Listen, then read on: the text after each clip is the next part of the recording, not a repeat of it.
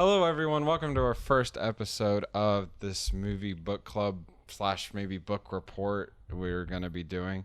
We announced on the last episode of our streaming podcast that we're doing a Halloween-themed month of movies.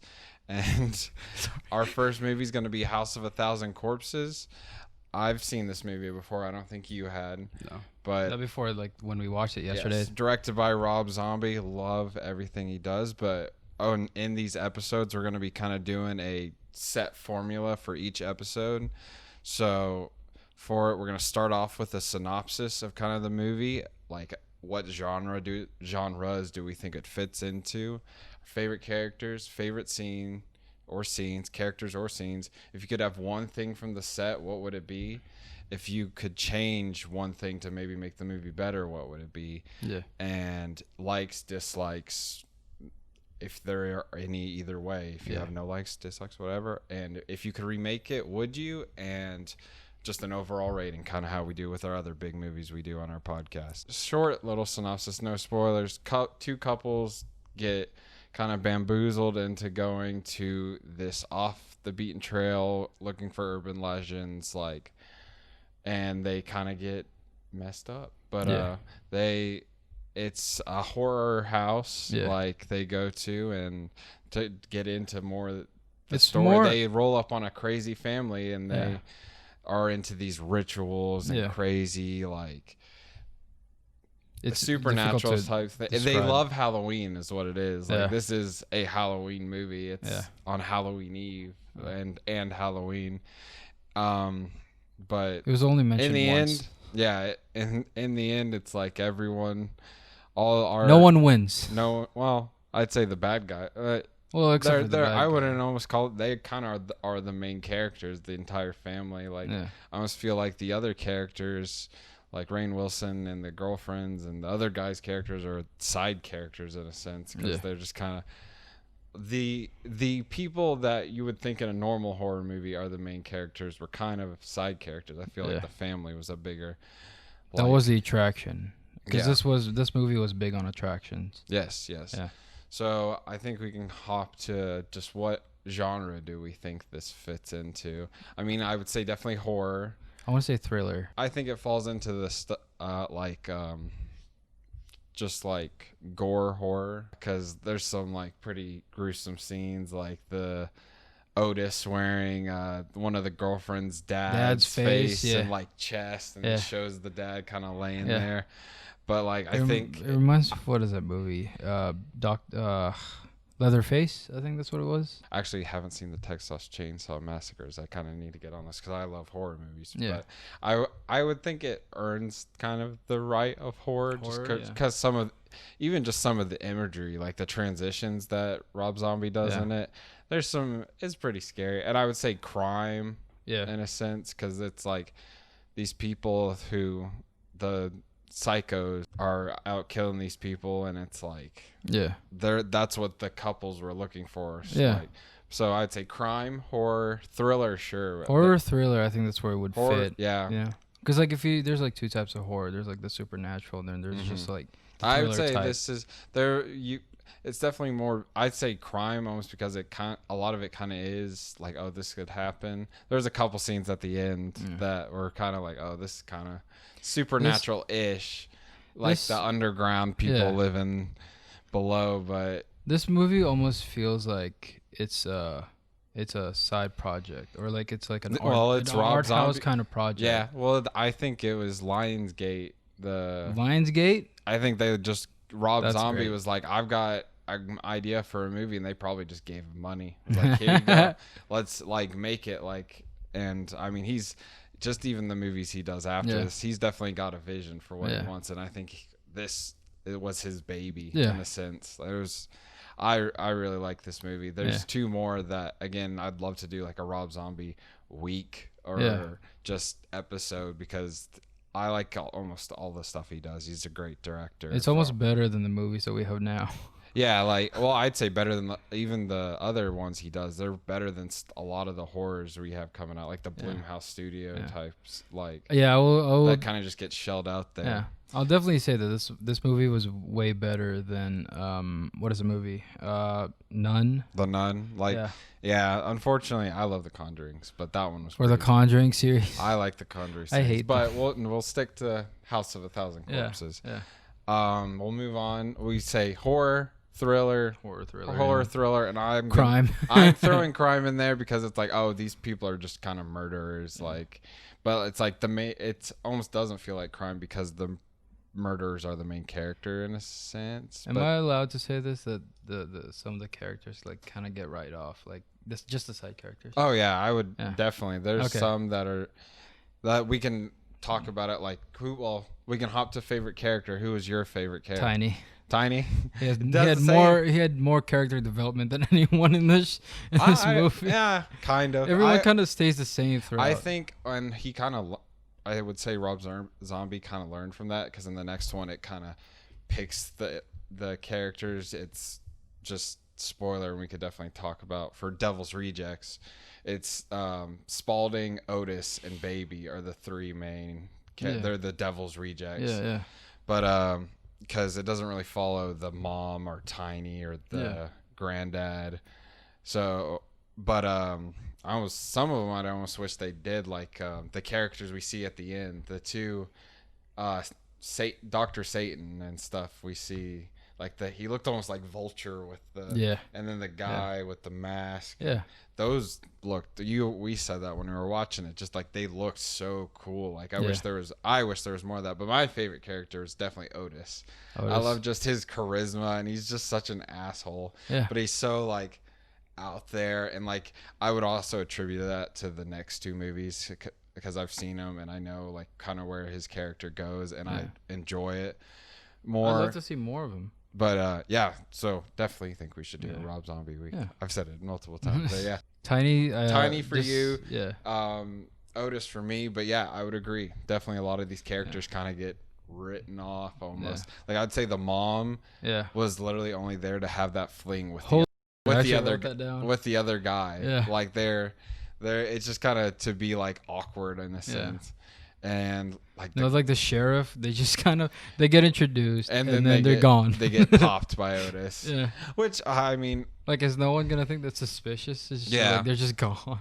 Well, it's like I think we're supposed to assume they've got this whole ploy where they do this. They did it with the cheerleaders. Like Spalding probably sent up the cheerleaders to the house. Like it's just they've got this plan, this family. Yeah. Let's see. Maybe they have. To me, I think some of the characters were just like, they were just added in just to have a more shocking imagery. Yes. Because like this is something that was never set up, but this was also something that was never seen again. But that barn with like those people that were not hung, but they were tied up. The people, like, remember that scene, like when right the cops before before the sheriff gets I thought killed. Those were the cheerleaders. No, the cheerleaders. At least one or two of them died. Well, I guess, because I guess Baby had two of the cheerleaders. Yeah. And then Otis had three of them. Yeah. So, I guess that was just extra bodies they had lying around. But that's, again, just that ploy they have to lead these people up there so they can kill and do their rituals and stuff. But, yeah, I would definitely say just some characters kind of. And I don't know. I don't think it's honestly too bad. I wouldn't hold it against it because it's just kind of. It's also Rob Zombie's first movie. We can definitely say that some characters are definitely just kind of written off. I think it's not too bad. But just moving on. I don't think it was that bad at all. Yeah. It's just that there's definitely some characters that are kind of just like, oh, they're introduced and then they're gone. Yeah. And I feel like that's a lot of this movie. But we can move on to our favorite scene of the movie. And for me, mine was favorite scenes. And it was the transitions that he did with the movies, with like the Technicolor filters and stuff, like the crime videos, or even the like little horror, the black and white horror show that he made. Like I loved every single one of those, and I felt like they were good transitions for this type of movie. And I almost wish some movies would do that more. It's like these kind of, it's almost it is a TV show or almost anime type transition. It almost is, yeah.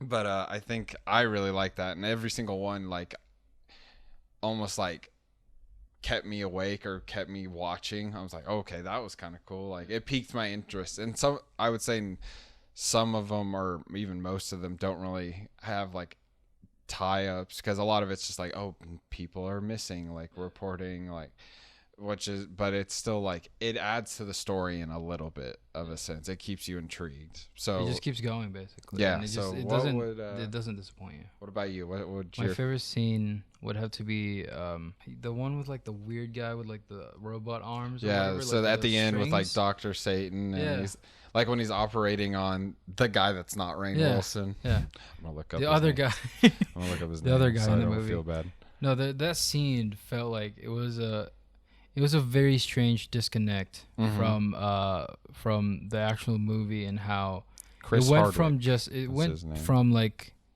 just the violence of it to you don't know what this is anymore. Is it supernatural, or is It definitely takes a little bit of a turn, but Yeah. I would say it's like, oh, okay. It's almost a twist in a sense. It's like, oh, they've got Dr. Satan down there, because that was like the big monster in Spalding's little I definitely house. wasn't expecting that at all. I Yeah. thought this all was just like a crazy family, Yeah. and they're just It nuts was a little death. twist, but it wasn't almost like, oh, here's the twist. You know what I mean? It was almost very subtle. Like, oh, there's this. They've got a whole other family living almost down in the bottom that they perform rituals and give sacrifices to. So they're almost the like the underlings. They bring them the people in a sense. To me, for that like maybe 10 or 20-second clip that they had in there, the set and the costume that they had in there was great. I liked it. It really felt different, but at the same time, it felt like it was something from what you'd find in like a 40s or 50s kind of movie, where I would agree. like it's Dr. Frankenstein just And being like, that's Rob Zombie loves that stuff. Like you can just tell in that movie. And just since you're talking about set, I do want to give one honorable mention for like my favorite scene, the scene where he executes the cop, Walter Goggins. Yeah. When that scene, he's on his knees. It's like, yeah, and it almost like the movie like paused. I really liked that shot, because it looked like the scenery was sitting still, but it was still backing up at the same time. I'm sure it was just some maybe camera work, but I really liked that. At least that shot, maybe not that entire scene, but like it was just strange because it took like it was like a 10-second pause. It was just like it's and like you don't see that. Did my stream pause? Yeah. But unless you're watching very closely, then you won't notice that the camera is still panning. if we could have one thing from set, what would it be?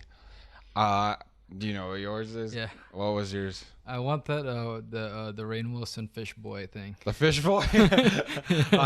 I guess that would be pretty cool. But I was gonna just say like the Tiny's mask. I was gonna say. I thought that'd be pretty cool. Yeah. No, the fish boy they had to. They had to. Because that was all that. like even some there's a lot of things. There's a lot of like cool little like horror like little trinkets definitely in that movie that would be cool to have. But mine, I would stick with Tiny's mask just because, or even like maybe one of the guns from. Yeah. But they had, but it's there is, or no, actually I take that back. One of the Spalding's helper, the like slow guy. He had like that big giant mask. That big, yeah, I actually know. I think I'd like to have that. That's cool. It's creepy, but very very cool. The way he just walks in there was so confusing because like it was like he's getting robbed and he's just like hello. And, it's definitely one of those movies where you don't understand it. Like you don't know if you're watching this. Like the way I thought about it was when you said it was Lionsgate.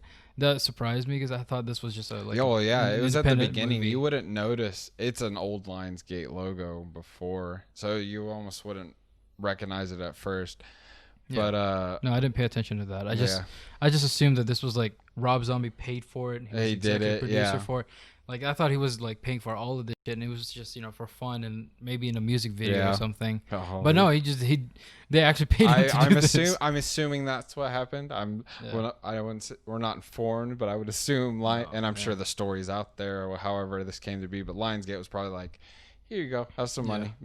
Or he came to them and was like, I've got an idea for a movie. Yeah. Studios, give me money. Since some of these questions, absolutely answer them down in the comments along with us. Like, what would you want from the set? Is it like the like table that Dr. Satan like operated the people on? Is it like, I don't know, some of the knives? I don't know. Leave some comments down below. Let us know. But moving on, well, if we could change one thing to make it better or leave it as is, like, and I would say leave it as is, but, and I'd probably say that with a lot of movies, but like, if I could change one thing, I would say the characters, as we were talking about earlier. Just kind of either take them out or just kind of have them passing by in a sense. It's like, yes, there's other people in this family, but don't give them as much like screen time in a sense. Like, you couldn't tell if who this movie was about because they just go back and forth. Like, yeah, I couldn't understand. I couldn't tell if this was like more about the kids that were being killed or going to get killed or something, or the family. And and it kind of goes to the sense. It's like, yeah, the crazy family are the psychos, not the are the main characters, not they're psychos, but they're the main characters. I think another thing that I would change in the movie is the pacing of it. It wasn't slow or anything, or it wasn't like fast or anything like that either. It fell off. Yeah, it was just like there was just a weird change of pace every now and then. So it just go fast, slow down, and I would say that's fast. It's like it was just hard to keep track. I would agree with that, but I feel like the transitions like almost helped with that. You know what I mean? Yeah. Or made it worse. I don't know. But I think it helped. I like the transitions. But that's something you don't see. So I mean, I like it's definitely different for a movie these days. I'll give one like and one dislike, and then you can give one like and dislike, and we can kind of shoot off of those. I like just like the performances of the crazy people, like Baby, like Firefly. Is that her name? Baby. They're Firefly. It's the Firefly. Firefly. Say that 10 times fast. Firefly family. Firefly family. Firefly family. Firefly family. But that's Baby, Sherry Moon, which I don't think they were married yet, but that's Rob Zombie's wife. Yeah. And she's in the next two movies. Is that the young girl? Like the blonde curly hair. Okay. Yeah.